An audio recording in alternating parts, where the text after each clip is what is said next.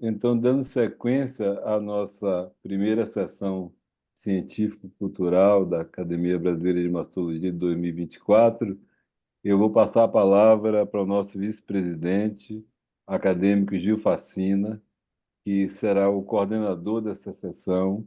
E a partir de agora, Gil, é com você. Muito obrigado. Eu que agradeço. Boa noite a todos. Sou Gil Facina, titular da cadeira 23, cujo patrono é o Dr. Edson Mantovani Barbosa. Eu tenho o prazer de coordenar esta sessão, na qual discutiremos um tema de extrema importância em oncologia, microbiota e câncer. Para apresentar o tema, eu convidei o professor Dan Weitzberg, que é médico cirurgião do aparelho digestivo, livre docente, doutor e mestre em cirurgia pela FMUSP, professor associado do Departamento de Gastroenterologia da FMUSP, chefe do Laboratório de Metabologia e Nutrição em Cirurgia Digestiva da FMUSP e coordenador clínico das equipes multiprofissionais da terapia nutricional da FMUSP e CESP Hospital Santa Catarina. Convidei também o professor doutor Max Senamano, que é oncologista e líder nacional do câncer de mama do grupo Oncoclínicas, orientador do programa de pós-graduação Estrito Sensu do Hospital Sírio-Libanês e também pertence à Academia de Liderança de Ciências da Suíça. Ele será um dos debatedores do tema. E, na sequência, o doutor Ricardo Caponeiro, que é médico oncologista pela Associação Médica Brasileira, mestre em oncologia molecular, oncologista do Centro Especializado em Oncologia do Hospital Alemão Oswaldo Cruz, coordenador do Comitê de Cuidados Paliativos da Sociedade Brasileira de Oncologia Clínica e presidente do Conselho Científico da FEMAMA, para também ser o nosso debatedor. Quero agradecer publicamente a disponibilidade do tempo de estar aqui junto conosco na Academia Brasileira de Mastologia e eu passo a palavra ao Dan para fazer sua explanação ao redor de 30 minutos. Boa noite.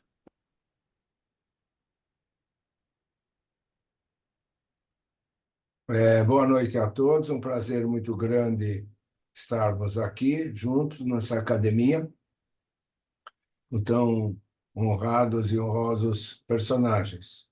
Eu queria pedir licença para compartilhar minha tela, mas o anfitrião desativou o compartilhamento de tela do participante. Então, vamos tentar novamente. Quem está conduzindo a apresentação, por favor, permita-me compartilhar a tela.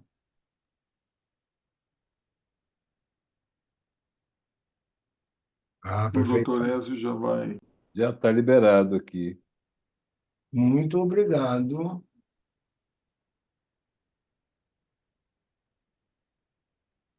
Compartilhamos. Estão todos vendo minha tela? Perfeitamente.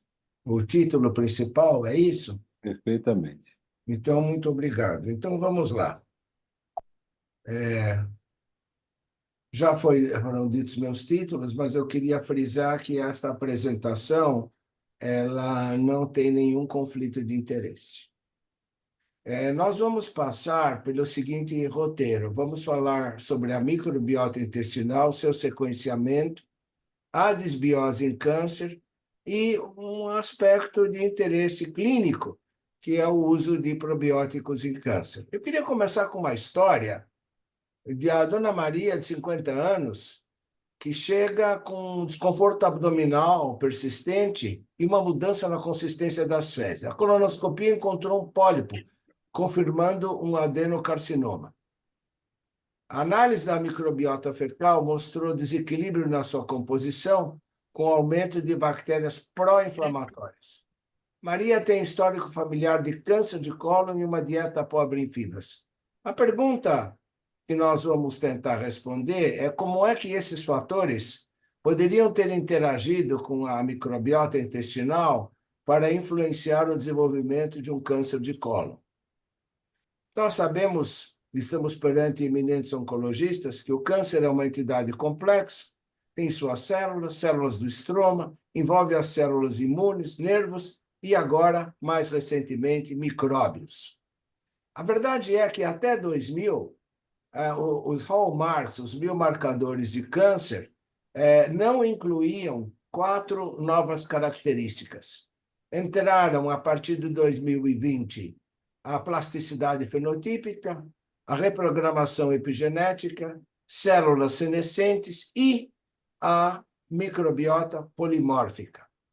Nesse particular, microbiomas polimórficos interagem com inflamação promotora de tumor, instabilidade genômica e mutação, de sorte que eles podem ou inibir ou induzir a carcinogênese. Quando nós avaliamos os fatores intrínsecos associados ao desenvolvimento e terapia anticâncer, nós vamos ver que eles são atualmente 5.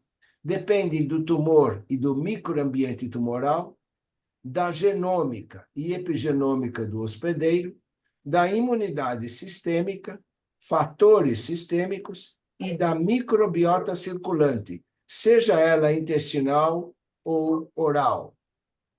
Adiciona-se a isso o fato que existe uma inter-relação constante e intensa e de dupla direção entre microbiota, imunidade e dieta.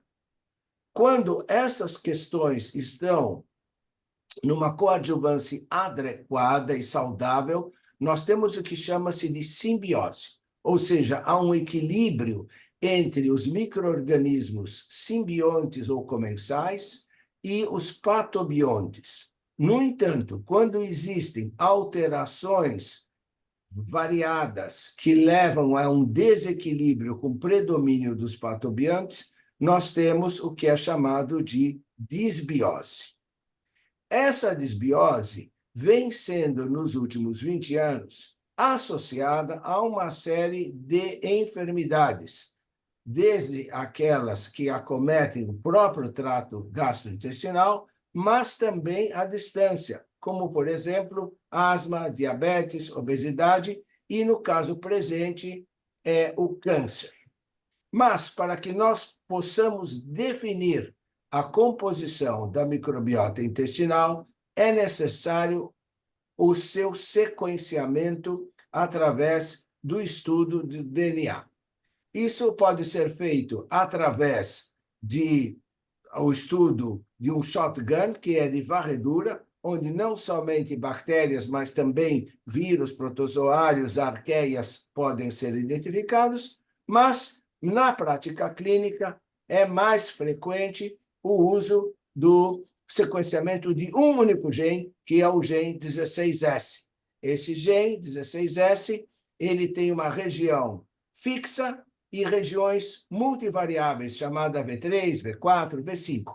E se nós sequenciamos essas regiões, V3, V4, nós temos uma quantidade de pares de bases que são depois comparadas com bancos de literatura já previamente definidos, e nós podemos chegar até o nível de espécie em torno de 60%, 70% na melhor dos casos.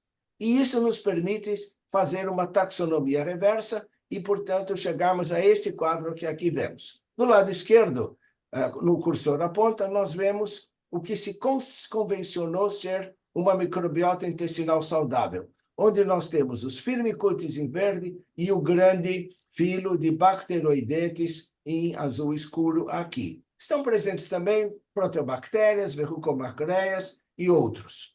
A razão entre esses dois é 1 para 1, mas só podemos ver facilmente desse lado que houve aqui um aumento enorme de proteobactérias, houve uma redução de firmicutes e houve um aumento de bacteroidetes.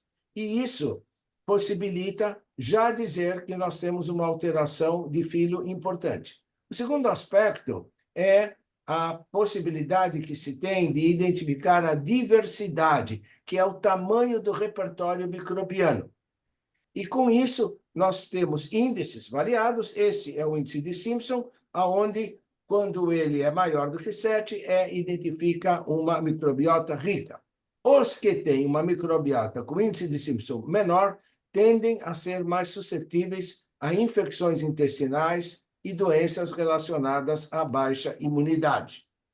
Além disso, é possível identificar uma série de espécies que não são cultiváveis facilmente. Entre elas, essas anaeróbias graves que não toleram de modo algum oxigênio, que é a Akkermansia mucinifera, Faecalibacterium prausnitzii, Blausia e Roseburia, essas duas últimas produtoras de ácidos graxos de cadeia curta. Mas também podemos identificar dezenas de espécies patogênicas. Também, por exemplo, Klebsiella, Salmonellas, Clamídias, entre outros. Quando nós temos a relação de menor diversidade da microbiota, uma menor estabilidade, a diminuição de bactérias comensais e o aparecimento de patógenos oportunistas, nós temos a situação de disbiose. Essa disbiose, ela leva à produção de uma série de metabólitos. Vamos nos lembrar que o genoma bacteriano é, no mínimo, 100 vezes maior que o genoma humano, em que pese que atualmente se sabe que o número de bactérias é praticamente semelhante ao número de células humanas, e não 10 vezes mais como se pensava há 10 anos atrás. Mas, de qualquer forma, atrás de cada gene, nós temos uma molécula. Isso quer dizer que existe uma quantidade imensa de moléculas sendo produzidas pela nossa microbiota intestinal, que são trilhões de bactérias, e eles interagem conosco, de modo que nós temos um metaboloma sistêmico nosso que interage com o metaboloma das bactérias, e isso forma, então, uma série de repercussões que podem levar ou para a saúde ou para a doença. Então, quando nós temos disbiose e desequilíbrio, nós temos a possibilidade de ter o câncer. Fato é que nesse gráfico de componente principal, nós vemos assoreado em verde a presença de bactérias em indivíduos com câncer coloretal em azul, que é totalmente distinta dos indivíduos saudáveis controles em vermelho. E, de fato, existe uma correlação entre bacteroides elevados e câncer coloretal, sendo que existem 16 gêneros mais abundantes em câncer coloretal do que em controle, inclusive os patogênicos. Mais ainda, quando existe esse aumento de bacteroides, ele se correlacionou significativamente com a classificação TNM, no caso do câncer de colo. Para que nós possamos caracterizar a microbiota associada ao câncer, existe uma série de procedimentos que vão desde estudos em vivo, estudos in vitro, estudos de primeira linha, segunda linha. Então, nós temos inicialmente a captação de amostras, que são estudadas ou por citometria de fluxo, ou por sequenciamento genético, como nós falamos. Elas são analisadas, estou falando especificamente aqui de multiômicas, que pode ser metaboloma ou pode ser análise do microbiota, e aí, então, nós vamos chegar até pontos, possivelmente lá na frente, que nos mostram os biomarcadores de câncer e até possíveis terapêuticas. Mas vamos ver qual é a situação, qual a influência que a microbiota tem na carcinogênese.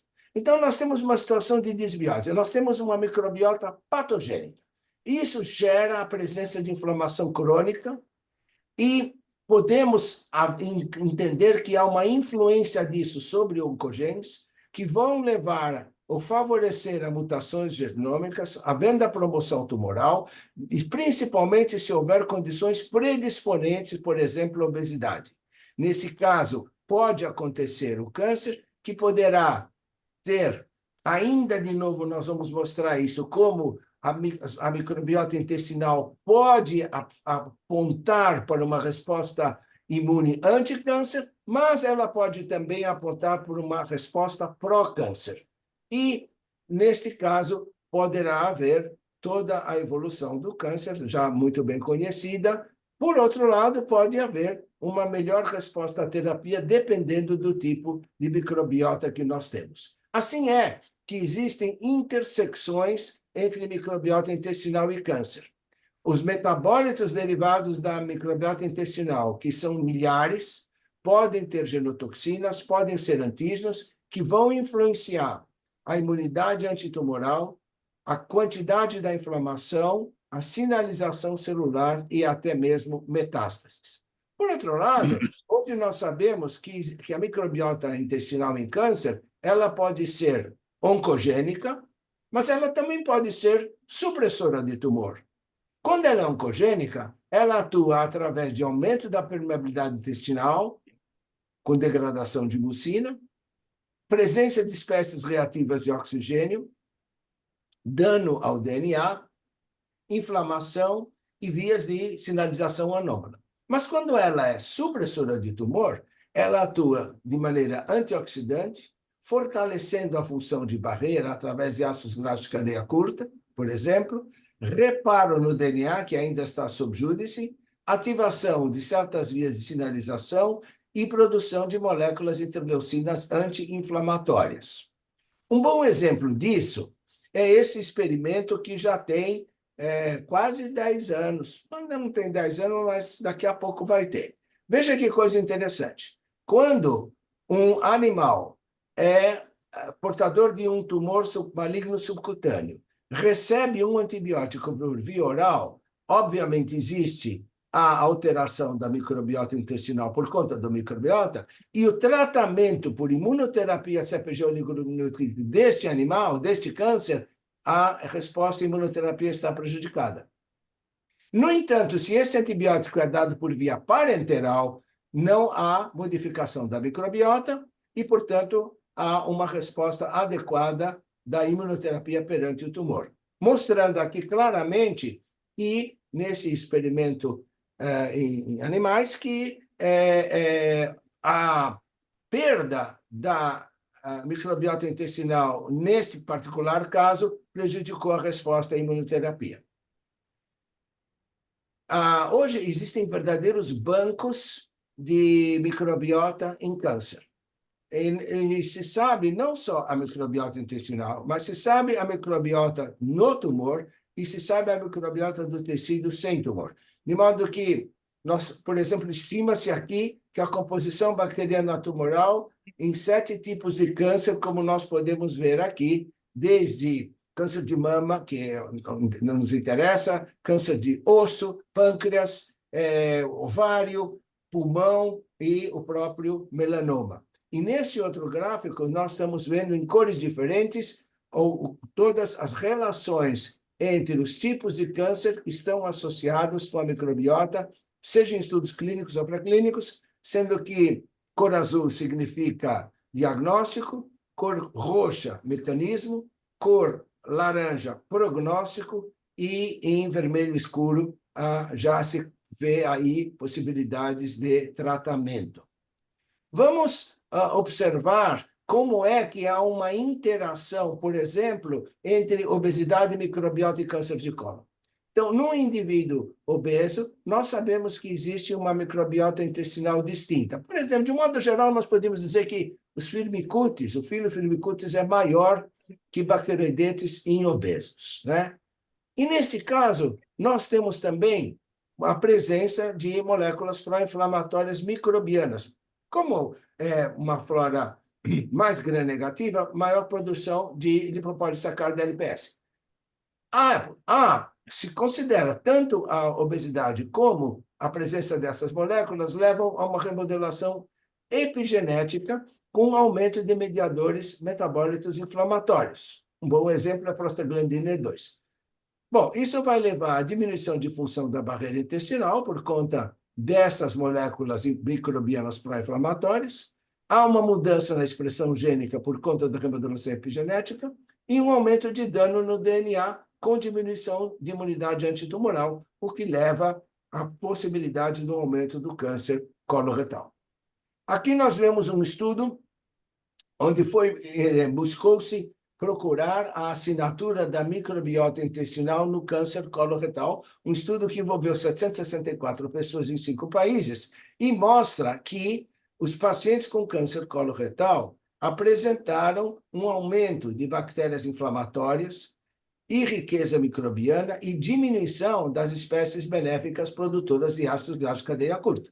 Isso é importante porque os ácidos graxos de cadeia curta, eles são o verdadeiro combustível das células do cólon.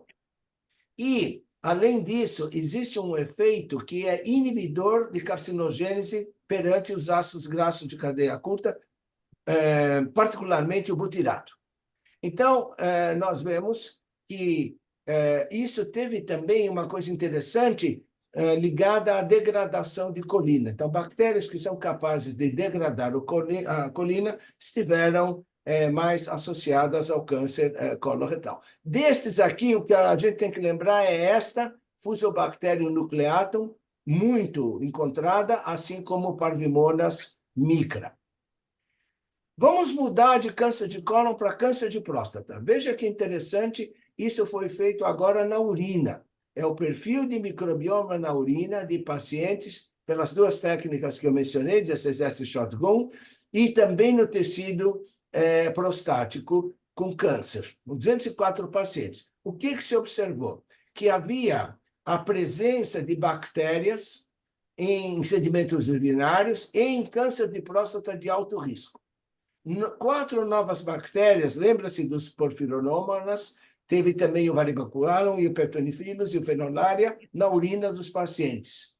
E no subgrupo de pacientes com metástases, houve 5 gêneros anaeróbios, 3 dos novos isolados que aqui foram mencionados. Então, os autores desse trabalho caracterizaram os microbiomas da próstata e da urina, indicando que gêneros específicos de bactérias anaeróbias têm potencial prognóstico.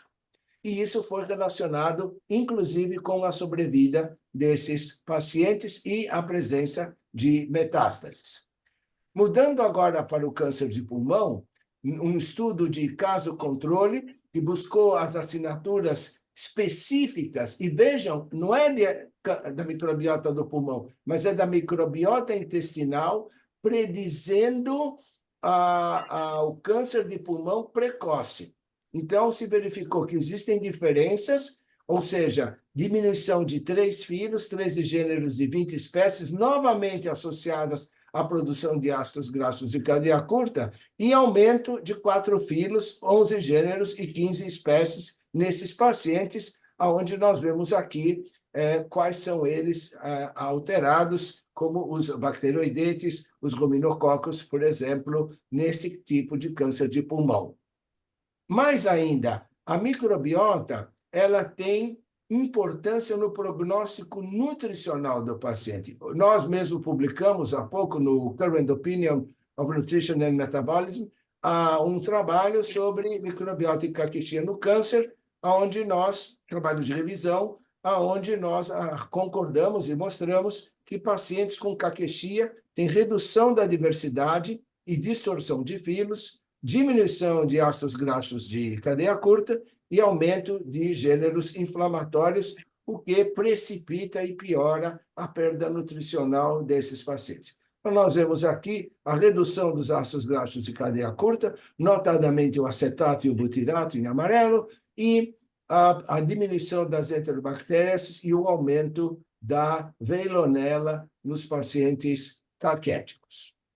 Então, quando nós olhamos o câncer, que continua aparecendo independente da raça, independente dos países, e, de acordo com essas casuísticas muito recentes, americanas, publicadas em janeiro do ano passado, nós vamos olhar para os pilares de tratamento do câncer, muito conhecido por todos nós, que envolvem a cirurgia, a radioterapia, a quimioterapia, a terapia-alvo e a imunoterapia.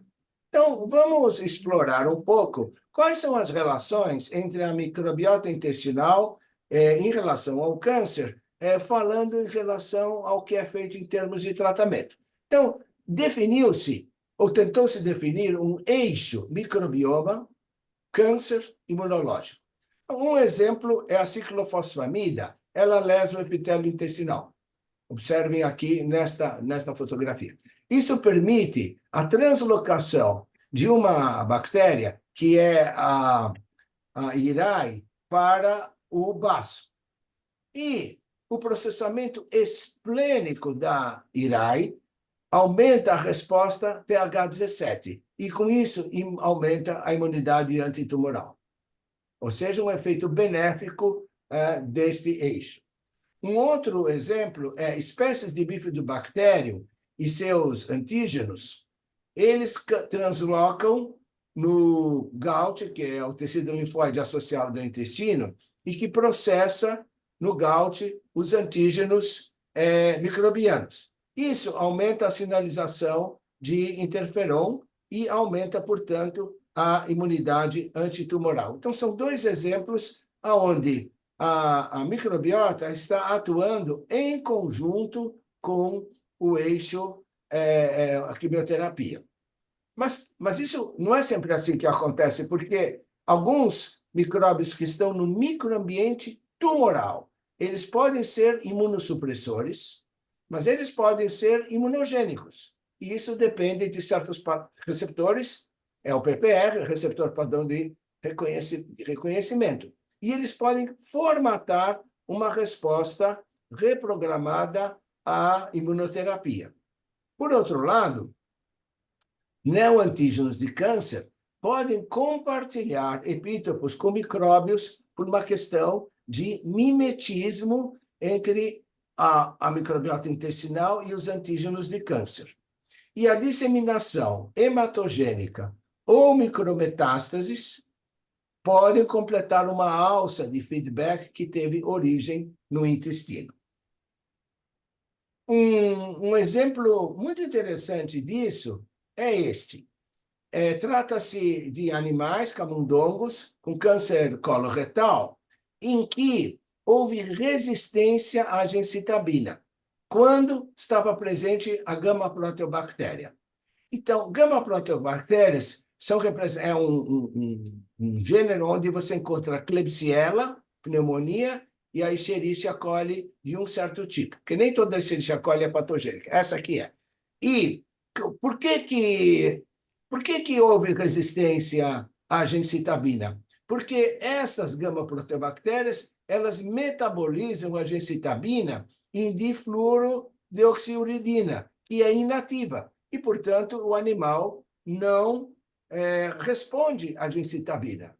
Agora, se nós olharmos para pacientes com câncer de pâncreas, nós vemos que a microbiota intestinal, a microbiota tumoral foi 76% positiva para bactérias, principalmente gama-proteobactéria. Será que isso explica a resistência que tem aos pacientes de câncer de pâncreas à gencitabina? O professor Caponero vai nos responder depois. Mas um dos avanços mais importantes nessa área foi trazido recentemente, como podemos ver por esses periódicos de grande popularidade científica, a seguinte fato: bactérias intestinais podem alterar a resposta de pacientes de imunoterapia em câncer. Por exemplo, pacientes com melanoma tratados com bloqueio PD-1 teve uma maior abundância de bactérias do bem nos pacientes respondedores. E os pacientes não respondedores tinham uma disbiose, que foi associada com a atividade de células imunoreduzidas. Como é que se pode tentar entender isso? O fato é que a microbiota intestinal pode regular uma relação entre PD-1, PDL1 e carcinogênese. O PD-1 ele é produzido por várias células, e também linfócitos T, B e células NK. Essas células reconhecem o PDL1 na superfície das células cancerosas e células apresentadoras de antígenos. Então, há uma indução de um imunorreceptor, uma desfosforilação, e ocorre a inibição da atividade da célula T. O que acontece? Determinados tipos de bactérias podem evitar a ligação do PD1 com PDL1 e inibir o crescimento e progressão tumoral. Exemplo muito elegante, já de alguns anos, de Ruti. O que ele fez? Ele fez um transplante de fezes de indivíduos respondedores ao tratamento imunológico com melanoma e transplantou esses em germe-free, em camundongos germe-free. E aí ele inoculou tumores nestes animais. Então, esses animais estavam com fezes humanas, eles foram humanizados e agora eles estão com um tumor. Muito bom. Aí foram tratar o animal contra o tumor através de anti-PD1 ou anti-PDL1, o anticorpo, versus o controle. O que aconteceu? Quando você transplantou o tumor de indivíduos não respondedores, as fezes, melhor dizendo, na hora que você transplanta as fezes, você está transplantando a microbiota. Para os animais virgens com tumor, esses animais desenvolveram o tumor e o tumor cresceu, perante os controles, cresceu. Quando eles fizeram a mesma coisa com os que responderam, né? Em relação aos que responderam, na verdade, esses são os que responderam, está aqui o grupo que recebeu esse é o controle em azul, e esses são os que responderam. E aqui são os que não receberam transplante fecal dos não respondedores humanos, cresceu junto com os controles. Mas e aí que está a beleza disso, quando eles pegaram esses camundongos das fezes dos não respondedores com o tumor e com o anti-PD1, mas eles fizeram uma gavagem oral da Akkermansia mucinifera, o que aconteceu? Os ratos tiveram uma redução do tamanho tumoral. E, nesse caso, ele prova cabalmente que a presença da Akkermansia mucinifera foi capaz de inverter a curva de crescimento tumoral nos animais com gavagem semelhante àqueles que vieram dos respondedores. E aí teve um avanço brutal nessa área, aonde que se percebeu que a microbiota intestinal influencia a vigilância imunológica contra o câncer e a saúde em geral. E os estudos em camundongos foram feitos identificando-se a Akkermansia mucinifera, e em humanos nós temos estudos, o Faecalibacterium prosnitzii, que eu já mencionei, as bifidobactérias, e antibióticos também podem ter essa função. Em câncer de pulmão, o Ruti continuou essa pesquisa na França e ele mostrou que o microbioma intestinal influencia a eficiência do PD1, da imunoterapia baseada em PD1 contra tumores epiteliais. E ele dividiu, aqui nós podemos ver, a análise da microbiota nos respondedores em verde e nos não respondedores em vermelho. E, mais uma vez, foi a Akkermansia mucinifera enriquecida em pacientes respondedores à imunoterapia e em pacientes com melhor performance status. Aqui nós vemos em azul com a Akkermansia, né, em termos de resposta parcial, não respondedores, e em cinza a ausência de Akkermansia nos pacientes. Mas ainda, a partir disso, vários outros autores começaram a avaliar, de um modo geral, como é que estava sendo a relação entre a microbiota, o câncer e a terapia oncológica. E nesse caso aqui nós estamos vendo em azul as espécies bacterianas que estão ricas nos respondedores.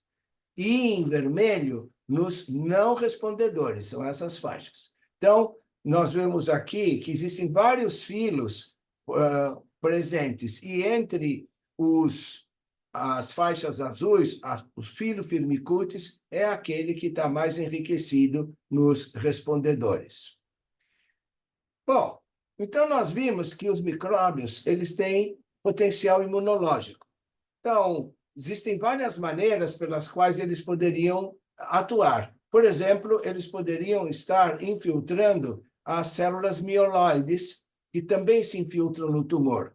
Essas células mieloides ativadas podem promover a atividade de células T, e aí o controle do tumor através das células T ativadas.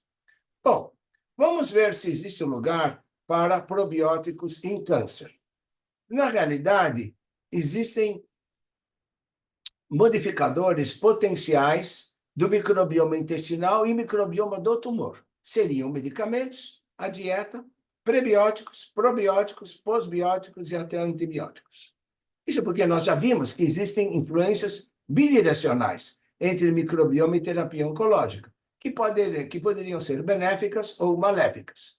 Então, existem alguns mecanismos propostos de como que os probióticos poderiam estar prevenindo ou atuando contra o câncer. Por exemplo, alteração da expressão de genes de apoptose e metástase, controle do ciclo celular, regulação do sistema imunológico, efeitos modulatórios nas vias de sinalização, proteção contra o dano oxidativo, a supressão do crescimento daquela microbiota implicada na produção de carcinógenos e mutágenos e também mesmo a alteração do metabolismo de carcinógenos. O que nós já podemos dizer, e isso são estudos in vitro, por exemplo, vamos pegar um que muita gente já ouviu falar, que é o kefir. A água do kefir tem um efeito anti-angiogênico no câncer de mama pela depressão do fator angiogênico e do fator de crescimento endotelial vascular. Um outro muito disponível no Brasil, o Lactobacillus rhamnosus GG, tem uma atividade antioxidativa em neutrófilos e impede metástases. Mas nós poderíamos também nos voltar para os efeitos colaterais do tratamento. Por exemplo, no caso de radioterapia com diarreia, uma meta-análise mostrou que probióticos podem reduzir a incidência da diarreia induzida por radioterapia. E isso é mais evidente com maior grau de diarreia. No entanto, isso não é totalmente aceito. Por exemplo, uma meta-análise Cochrane não encontrou diferenças para grau 2 ou maiores, talvez por conta da heterogeneidade dos trabalhos apresentados. Já em quimioterapia, a diarreia induzida, quando se usou probiótico, houve redução da diarreia comparada com placebo. Agora já é um trabalho específico, um estudo prospectivo randomizado de câncer de nasofaringe com quimio-rádio, probióticos, 4 deles ao dia por 7 semanas, logo no início da QT radioterapia, houve uma diferença importante na redução da mucosite grau 3 contra o placebo e também houve uma melhora nos níveis de CD4, CD8 e CD3. Não houve, no entanto, diferença em vários outros aspectos importantes dessa pesquisa.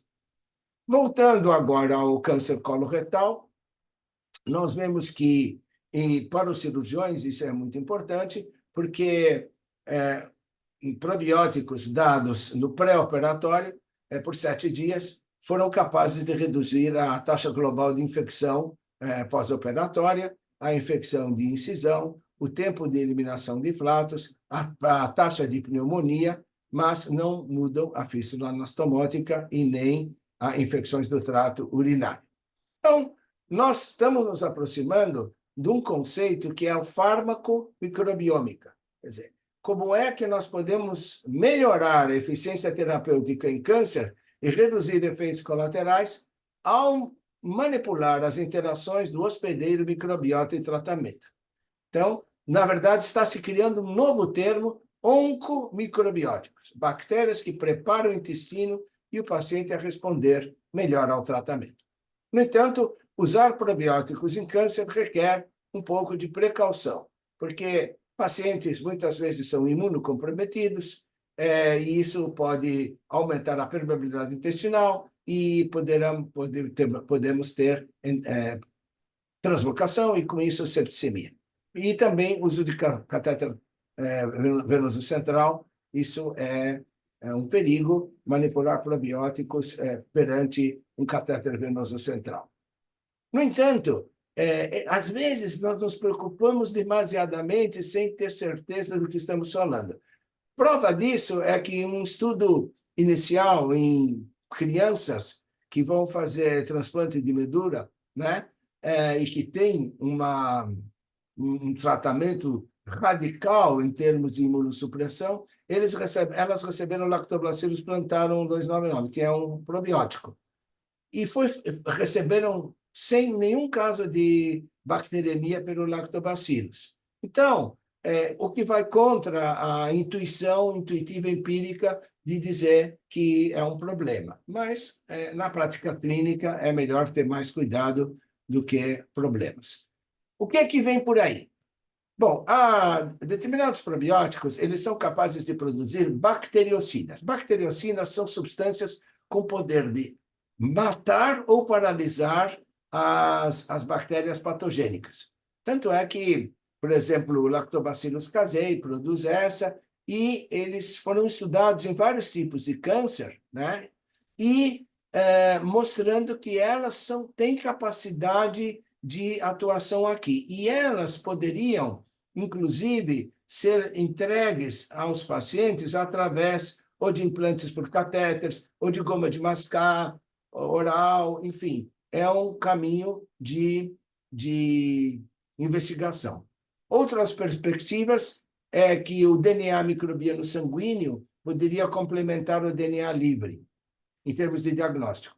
Prognóstico, nós poderíamos estratificar a evolução dos pacientes dependendo do tipo de microbiota intestinal e tumoral que eles têm. E, do ponto de vista terapia, a introdução de nanocorpos CD47 produzidos pela Escherichia coli poderia criar uma imunidade antitumoral sistêmica, porque aumenta a fagocitose das células. Para terminar, nós aprendemos que existem diferenças na composição da microbiota em câncer em relação a pacientes com não câncer. Disbiose é um fator comum no desencadeamento de câncer. O microbioma está alterado antes ou após a instalação do câncer? Ainda não sabemos, mas sabemos que há necessidade de reverter a condição de disbiose. Probióticos poderão ser úteis no tratamento do câncer. O fato é que, em câncer, a disbiose da microbiota intestinal fornece alvos estratégicos para modulação preventiva ou restauração da simbiose microbiota hospedeiro. Eu queria agradecer a atenção de vocês e convidar todos da academia para conhecer este portal que já tem 22 anos de existência, o nutritotal.com.br, totalmente gratuito, à esquerda em azul para profissionais de saúde, e que tem uma quantidade gigantesca de informação, que inclui aulas como essa que estamos dando aqui, e para os seus pacientes, amigos e também inimigos, por que não? O NutriTotal para Todos, que também traz informações muito valiosas para o público geral. Para aqueles que estão realmente interessados em nutrologia, em nutrição, em microbiota, convidamos todos agora a participar aqui no Centro de Convenções Frei Caneca, 13 a 15 de junho. Nós vamos estar na 42ª edição do Ganepão, que vai falar sobre inovação, ciência e tendência, e esse cupom aí, chamado DAN15, dá 15% de desconto. Agradeço a todos a atenção e o prestígio de falar perante tão honrosa academia. Muito obrigado. Obrigado, Dan. Parabéns pela apresentação.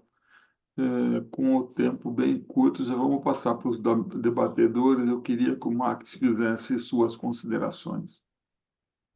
Professor Weitzberg, muito obrigado pela sua apresentação. Acho um assunto fascinante, né? Apesar de eu ser oncologista, eu sou especializado em câncer de mama, mas o assunto tem surgido bastante, né? Nós temos em câncer de mama um tipo de tumor chamado triplo negativo, que é, na verdade, o único realmente imunogênico, né? Em tumores mamários, apresenta 15% e é a área que tem tido maior interesse, né? Inclusive, entrei numa banca recentemente de pós-graduação do que eu tenho da minha ciência, o primeiro estudo, assim, em câncer de mama sendo conduzido, estudo prospectivo. Então, o assunto realmente é de grande interesse, porém de grande complexidade, como todos viram, né? Eu não vou me deter demais, porque tem pouco tempo, queria que o Caponeiro também fizesse considerações, depois talvez a audiência também tenha, mas uma dúvida que eu tenho nos dados que vocês têm mostrado, até peço já desculpas pela minha possível ingenuidade, não é um assunto que eu seja um grande estudioso, mas eu tenho dúvidas sobre a causalidade, sabe? Isso é uma questão complexa em ciências de maneira geral, né? Se o que a gente está vendo é, na verdade, a causa ou a consequência. Por exemplo, as relações que vocês têm mostrado com obesidade e com câncer, né? Com risco maior de câncer. Como é que a gente sabe que não é o contrário? Assim, por exemplo, já que o processo de carcinogênese é um processo que leva uma década ou mais, né? Que não é ele que está, na verdade, causando as alterações da microbiota e o contrário, sabe? Uma dúvida, assim, que eu tenho, eu não sei muito bem como vocês é, abordam essa questão. Essa pergunta é muito importante porque está na cabeça de todo mundo, né? O ovo ou a galinha. Então, a resposta vem em trabalhos experimentais. Então, quando nós temos ratos que são livres de microbiota e você coloca uma determinada microbiota e eles desenvolvem um tumor, então nós podemos dizer que foi a presença dessa microbiota que ao longo do tempo teve esse tumor. Quando, por exemplo, no experimento de Ruti, os animais que tinham uma microbiota humana não respondedora ao melanoma e são tratados com um agente imunológico, e aí você injeta a quermância e eles reduzem o tumor, é patente que foi a quermância o único agente que pode ter colaborado para reduzir a presença tumoral. Existem outras situações onde eu estou 100% de acordo, como, por exemplo, quer ver? A obesidade é um excelente exemplo, porque dizer que firmicutes é maior que bacteroidetes em obesidade foi dito já nos estudos iniciais, há uns 15 anos, e se conseguiu repetir isso em alguns países, mas não no Japão.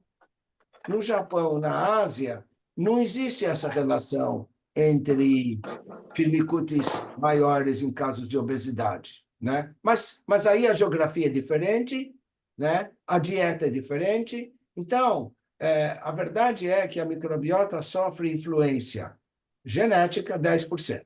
Dieta, 10 a 15%. Geografia, também. Clima, também. Poluição, estresse, medicamentos. Antibióticos, por exemplo, esse que nós usamos todo dia, azitromicina para dor de garganta, altera a sua microbiota por 3 meses. Em um subgrupo de pacientes, fica igual doentes da UTI, que muda a microbiota em 3 horas, 5 horas. Então, são as coisas, eu vou dizer assim, uma ciência exuberante, uma grande mobilidade. Todo dia saem 15, 20 trabalhos novos, né? Alguns bons, outros não tão bons. E eu acredito que nós estamos vivenciando a maior transformação da ciência nos últimos anos. Perfeito. Da minha parte, estou satisfeito, vou passar para o Caponeiro e depois tem uma ou duas perguntas ali, Ricardo, mas vou te deixar fazer as suas considerações. Muito obrigado, professor. Imagine. Obrigado, parabéns pela excelente aula. Acho que a primeira dúvida que já foi externada aqui é a relação entre solo e semente, né? Quem vem primeiro? O corpo está alterado e aparece uma flora patogênica ou a flora patogênica altera o solo, né? A segunda coisa que você já comentou na resposta anterior é se existe uma microbiota universal ou se ela é particular de cada região, cada país. E para a gente, assim, você tem uma relação para cada tipo de tumor, ou seja, tem uma para o câncer de colo, mas isso é diferente do câncer de estômago. A gente já sabia que alguns vírus, como o HIV, o HPV, então agentes biológicos sendo carcinogênicos, já é conhecido há bastante tempo, né? Helicobacter pylori, mas não é qualquer Helicobacter pylori.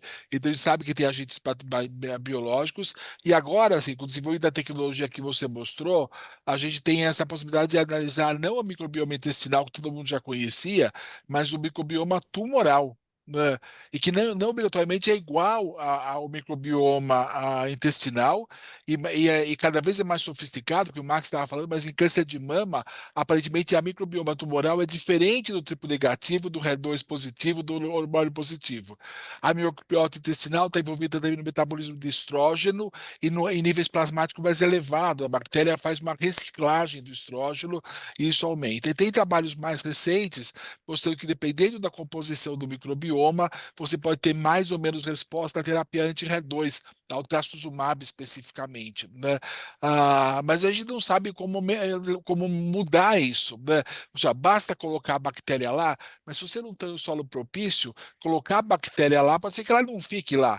Né, sabe? Você plantar uma semente num solo arenoso, talvez ela não germine.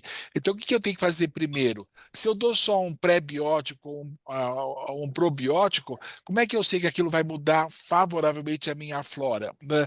E aí a última questão é, e essa alteração que eu produzo, ela é estável ou eu tenho que ficar repetindo periodicamente, tenho que ficar dando continuamente para tentar manter artificialmente aquela flora? Né? Então, acho que assim, é um campo novo, a gente não tinha nada 2 décadas atrás, né? E aí, como você falou, é um crescimento exponencial. Agora a gente tem trabalho publicado todo dia. Essa semana saiu no Journal of Clinical Oncology que a flora bacteriana oral diminui, pode interferir com a mucosite da radioterapia. Né? Ou seja, então, e é uma bactéria específica que está na bactéria oral, e não tem nada a ver com a flora intestinal, é a flora oral. Né?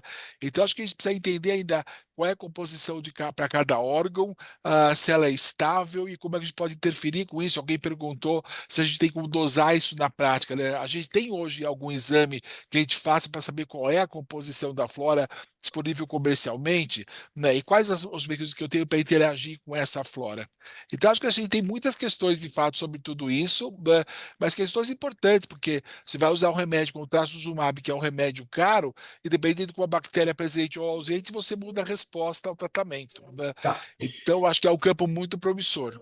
tá. Eu vou buscar em poucas palavras, porque o professor Caponeiro, com a sua inteligência brilhante, quer que eu dê mais uma aula de 1 hora e vocês não querem. Então, primeira coisa, você tocou num assunto fundamental que se chama colonização do trato gastrointestinal ou de outros tratos por bactérias exógenas.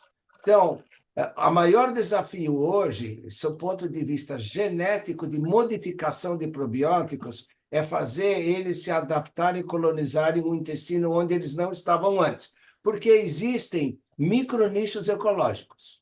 Então, isso já responde à segunda pergunta, que é o seguinte: uma vez que você identificou um probiótico, você vai dar ele para sempre. Né? Nos meus pacientes de clínica, quando eles começam, e se eles respondem, o que não quer dizer que eles têm que responder, mas se eles respondem, eu já aviso: olha, isso aqui vai para o resto da sua vida, você vai tomar. Por quê? 3 dias depois que você parar qualquer probiótico, ele desapareceu do cólon. E nós temos trabalhos mostrando isso. Então, essa pergunta já está respondida. Por outro lado, se não me engano, no MD Anderson, se um paciente que vai fazer um procedimento quimioterápico ou imunoterápico e tomou antibiótico, eles não começam até um tempo onde houve porque existe uma característica da microbiota que se chama resiliência. Ela volta ao que era antes, depois de um certo tempo, dependendo do tamanho da agressão. Se você dá muita agressão, não volta. O segundo ponto é que, em alguns casos, já está definido. Então, caso de que a quermância no MD Anderson e em Harvard, o Faecalibacterium prausnitzii, isso já é uma questão assim fechada, né? Agora, existe hoje no Brasil, eu posso citar o nome de uma delas, que é a Bioma, se faz sequenciamento genético tipo 16S facilmente para qualquer paciente, não só oral, como você, vou falar já do oral, mas oral, vaginal, endometrial, intestinal, em crianças, mulheres, obviamente, e adultos. Isso hoje não é mais, no Brasil mesmo, nenhuma dificuldade. Os convênios não pagam, é verdade, mas existe, né? Nós temos feito muita pesquisa em microbiota usando esses recursos da Bioma.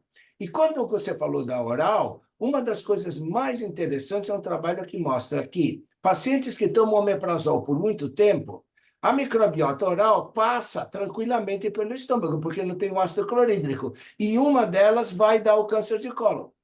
Então, existem associações entre câncer de cólon e microbiota oral. E uma das coisas que é interessante que a gente aprende com vocês, oncologistas, é que o paciente que está com câncer tem que escovar os dentes muito bem e tem que fazer higiene oral. Por quê?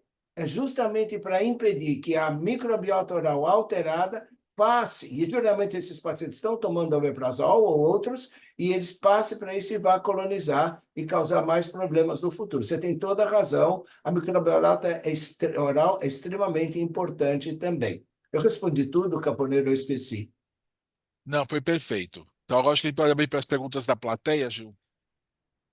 Então, aqui, Dan, só para a gente dar sequência, eles colocaram algumas perguntas no chat, duas muito parecidas, do ponto de vista prático, como conhecer, estabelecer o diagnóstico e o tratamento da disbiose, se tem teste na prática, acho que você consegue englobar as respostas. Você podia repetir, por favor, a pergunta? Do ponto de vista prático, como estabelecer o diagnóstico e tratamento da disbiose? E o outro colocou se tem teste na prática clínica, né? Então vamos lá, vamos repetir.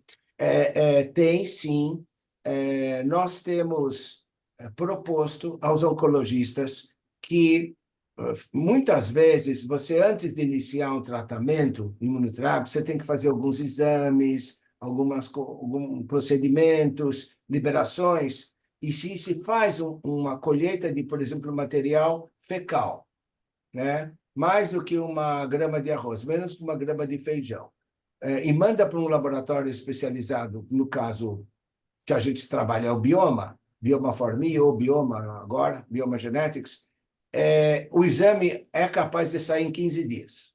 E te diz a condição de desbiose desse paciente, em termos de filo, em termos de gênero, em termos de espécie, riqueza e diversidade. E se propõe uma abordagem terapêutica, sugestão terapêutica, que fica a cargo do profissional de saúde que pediu o exame, que pode incluir modificações de prebióticos e probióticos. Eu queria dizer que está por surgir também os pós-bióticos. Pós-bióticos, eu creio que vai ser o futuro, porque já se sabe quais são as substâncias que estão ou na camada externa de um probiótico ou produzidas por ele, que são capazes de causar os efeitos benéficos. E aí, já que se sabe a substância, seria muito mais interessante sintetizar a substância e dar direto à substância do que da bactéria viva. Tanto porque existem também efeitos favoráveis com bactérias mortas, que é apenas a presença da membrana externa bacteriana, que é sempre sentida por toll-like receptors, e aí eles dão mensagens favoráveis, benéficas para o sistema imunológico. Então, existem aí, eu já falei também de organismos geneticamente modificados, né, que também vem por aí. Então, são coisas bastante... Mas hoje é possível, do ponto de vista prático. Só um detalhe técnico em relação a isso. Mas você não pode colher as fezes e armazenar de qualquer forma e mandar 2 dias depois para o laboratório. Qual é o manuseio técnico adequado para fazer essa análise? Porque supõe se eu deixar as fezes lá, a bactéria vai, algumas vão crescer, algumas vão morrer. Você tem absoluta razão. As bactérias dobram a cada 30 minutos. Então, se você tem que colher como? É um kit que é enviado para a casa do paciente. Nesse caso, o kit contém recipientes, 2 recipientes, porque os exames são feitos sempre em duplicata, onde ele contém um líquido que é um antibiótico e um líquido preservador de DNA. e bolinhas de homogeneização. Então, ao colher esse material, dentro desse líquido, ele é homogeneizado e é enviado, de preferência a frio, durante algum tempo, se não for de imediato. Aqui em São Paulo, isso é feito via motoboy, basta um telefonema, o motoboy colhe o kit, leva e vai imediatamente sendo processado para extrair o DNA bacteriano, que se consegue separar através de técnicas específicas, o DNA das células fecais que estão lá do DNA bacteriano. E aí sim se pode, o DNA é muito estável, então se pode guardar durante um tempo até o kit estar completo para fazer 80 exames simultaneamente. Obrigado pela pergunta, isso é muito importante. Não pode ser qualquer frasco, não. Tem que ser um frasco com material de preservação. Professor, Zé, tem talvez uma uma pergunta pergunta. final, desculpa ali, Já pode ir, é Marcos. na mesma linha, o pessoal perguntou se os probióticos de farmácia e tal, se faz algum sentido, assim, acho que essa aí é a pergunta, né? Desculpa. Tá. Isso, sem conhecer a bactéria, sem fazer o Então, teste, se tem validade então, esses probióticos encontrados em farmácias. então vamos lá. Existem 3 linhas de uso de probióticos: as linhas gerais, as específicas e as muito específicas. Então, se você tem uma diarreia do viajante, não precisa fazer um sequenciamento. Você pega um Lactobacillus rhamnosus GG, o Culturelle, que está aí. Você pega um Floratil, que não é bactéria, né? Fungo, atenção. Saccharomyces cerevisiae, não, o Saccharomyces, ele não é uma bactéria, é um fungo. Então, você vai ficar curado de qualquer maneira com 7 dias. Mesmo com Lactobacillus acidófilos vai funcionar. O que os pediatras prescreviam isso há séculos para as crianças. Você agora quer fazer... Uma pessoa está em depressão. Depressão, já tem alguns estudos mostrando que alguns deles, por exemplo, helvéticos, lactobacillus helvéticos, podem funcionar. Vai funcionar sempre? Provavelmente não vai funcionar em todos os casos, né? Então, é uma outra. Quando você vai para câncer, aí a questão é muito delicada, porque você quer saber exatamente se ele tem uma microbiota que vai ajudar ou vai prejudicar o seu tratamento, como foi mostrado aqui. Aí eu acho muito importante você fazer a análise do sequenciamento genético. No meu consultório, vem pacientes com situações que já passaram por vários colegas, não de câncer, eu faço gastroenterologia. Então, eu me lembro de pacientes... Eu vou dar um exemplo bem diferente para vocês entenderem o que é. Chegou uma moça com febre do Mediterrâneo, uma doença imunológica difícil de tratar, complicada, tem que tomar colchicina a vida toda e tal. E com diarreia e com dores abdominais e tal. Nós fizemos sequenciamento dela, o que apareceu? Além de uma desbiose, cândida, em altíssima proporção. Altíssima proporção. Fizemos fluconazole para ela inicialmente, melhorou. Bom, aí voltou, né? Porque a cândida volta, porque todo o ambiente é propício. Foi o que o Ricardo falou, o ambiente intestinal dela é propício para vir a cândida. E aí? Aí tem 2 opções. Ou você usa BSL-3, um estudo novo na Itália sendo feito, ou, imagine isso, tem um Lactobacillus acidófilos específico que é da Armênia, e só tem na Armênia. Por quê? Porque na Armênia, eu não sabia, fui estudar, é um foco de febre do Mediterrâneo. E o tal do probiótico da Armênia, segundo 4 estudos publicados em boas revistas no PubMed, é capaz até de diminuir cândida. Então, eu tive que falar para o pai dela, olha, você vai importar da Armênia. O que eu quero dizer que... claro, você vai dizer, tem um caso super específico. Mas, gente, eu uso isso como exemplo porque Está cozido, sim? é como a gente conseguiu mostrar a eficiência, a ajuda real do teste. Mas não é para todo mundo, de jeito nenhum. Ok, Dan, acho que para encerrar, tem mais uma última pergunta. Se os probióticos são prescritos, manipulados de acordo com o que encontrado, ou são fórmulas de farmácia de laboratórios conhecidos? Tem dos 2 tipos. as fórmulas de farmácia geralmente são de grandes empresas. Aqui no Brasil nós estamos falando de Axê, de Apsen, de Farmoquímica. São companhias de muita respeitabilidade e elas seguem todos os padrões de produção que a Anvisa exige. Os laboratórios manipulados, aí tem que separar o joio do trigo.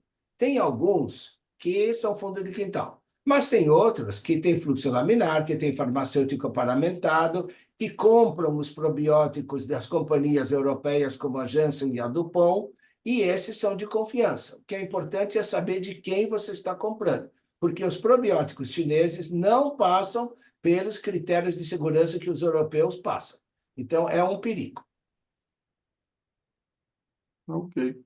Então, eu quero aproveitar e agradecer novamente ao Dan pelo tempo, ao Maquismano e o Ricardo Caponeiro por estar junto aqui na nossa discussão.